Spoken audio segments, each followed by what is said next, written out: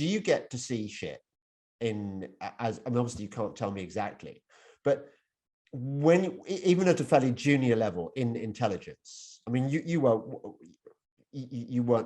didn't have access to all the really heavily classified stuff, but did you see stuff? That's not really how it works. It's not so much on what's the best way to put this? It's more about what type of operation you're working on. So these things are compartmented. It's called SCI. So it's a sensitive compartmented information. So if you're working on a program, it could be extremely classified, but if you're assigned to that program, you're going to have access to it. So it's more about what you're assigned to rather than quote unquote, what level you're at. So that being said, somebody like Hillary Clinton, when she was Secretary of State, sure, we've all talked about that server and the classified operations that were on it. Now, because she was at that level, right, she would have broad access to all sorts of what you might colloquially refer to as, black ops, right? These types of things, or ACCMs we would talk about in it essentially just compartmented operations for that tier one operators would be running. So for me, it was more like if I was working on, I'm not confirming, but if I was working on something specific, then I would have access to that. So I was in the Navy. I did do a deployment at Guantanamo Bay for 1 year, served in the interrogation cell there. And then, but I spent the majority of my time focused on East Asia, CCP, and, really what was going on in the Pacific. Well, at the time we called it Pacific Command or PACOM, but now it's called Indo-Pacific Command. Right. Okay. So look, here's where I'm leading with this. Until the stolen presidential election, I was what you would probably call a normie. I believed in the left-right divide. I thought of myself as a kind of South Park conservative.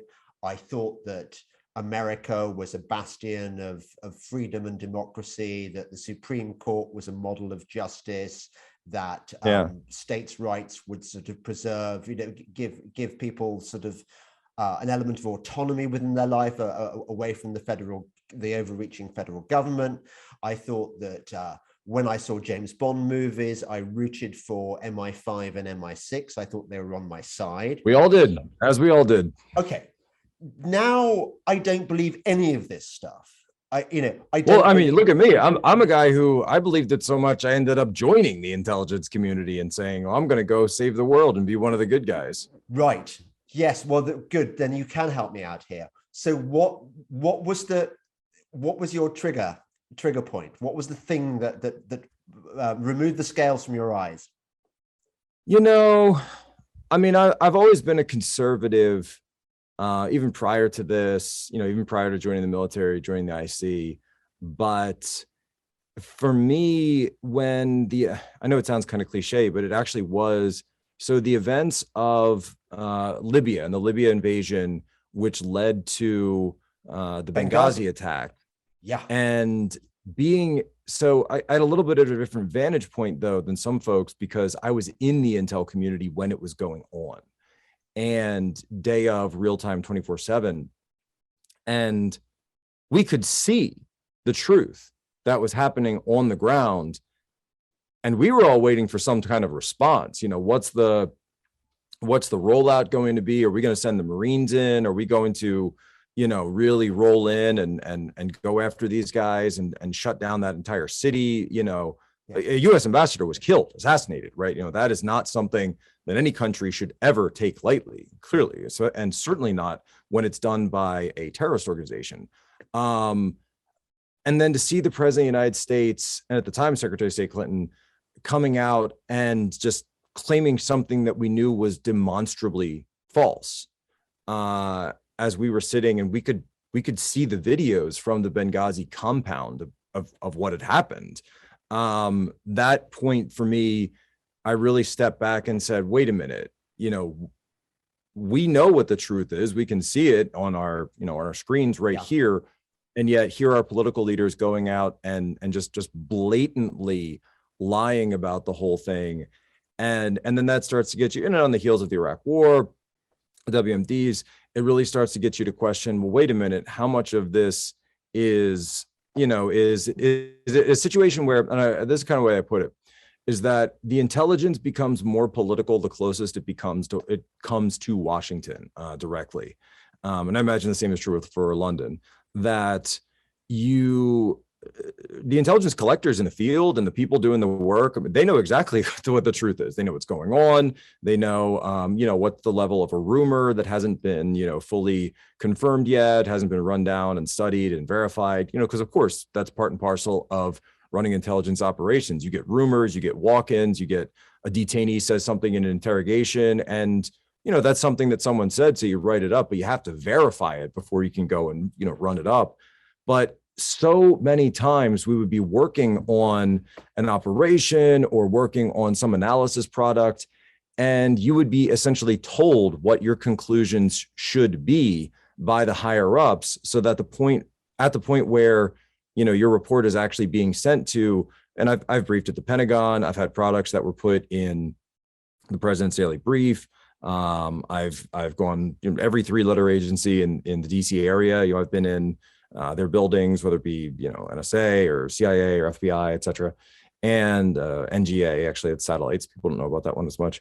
And you realize that there are agendas, right? And you realize that it's agenda driven. It's not fact driven. It's not truth driven. And even though there are thousands and thousands of people that are going in there every day to just to do their jobs, you do get situations, particularly in the Middle East, where there are agendas that are pushed. And then if you say something that's against that, or if you have an analysis that doesn't fit with the agenda, then you're told, well, suddenly your work is called into question and your character is called into question and everything else, when you're just, connecting the dots and following a thread. And so most people in the military just suck it up and accept that that's the deal.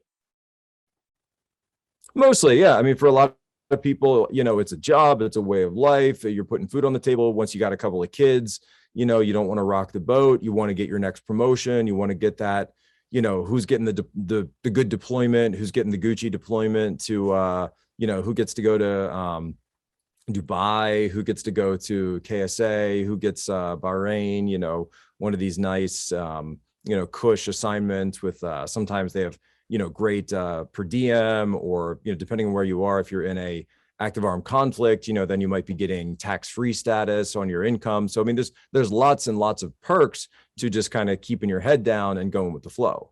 Right.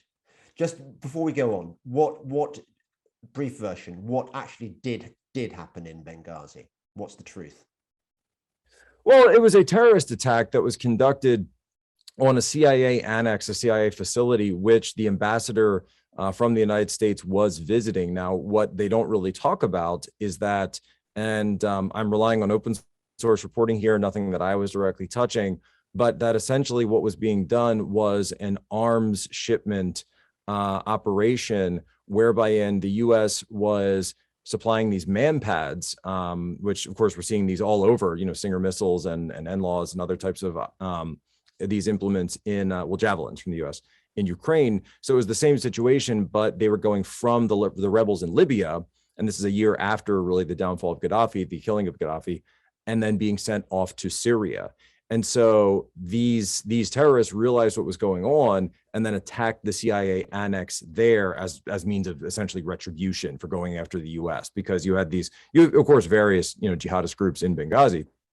And so the fact that, President Obama went on TV the very next day, and Susan Rice, of course, was on all the, the Sunday shows that week with her now infamous talking point saying it was a retaliation to a YouTube video that got out of hand. And people also forget that there were incidents at embassies in the region outside of Benghazi. There was an incident in Egypt the exact same day as this, where they were probing defenses. And this was a much larger, much wider scale operation than people realize.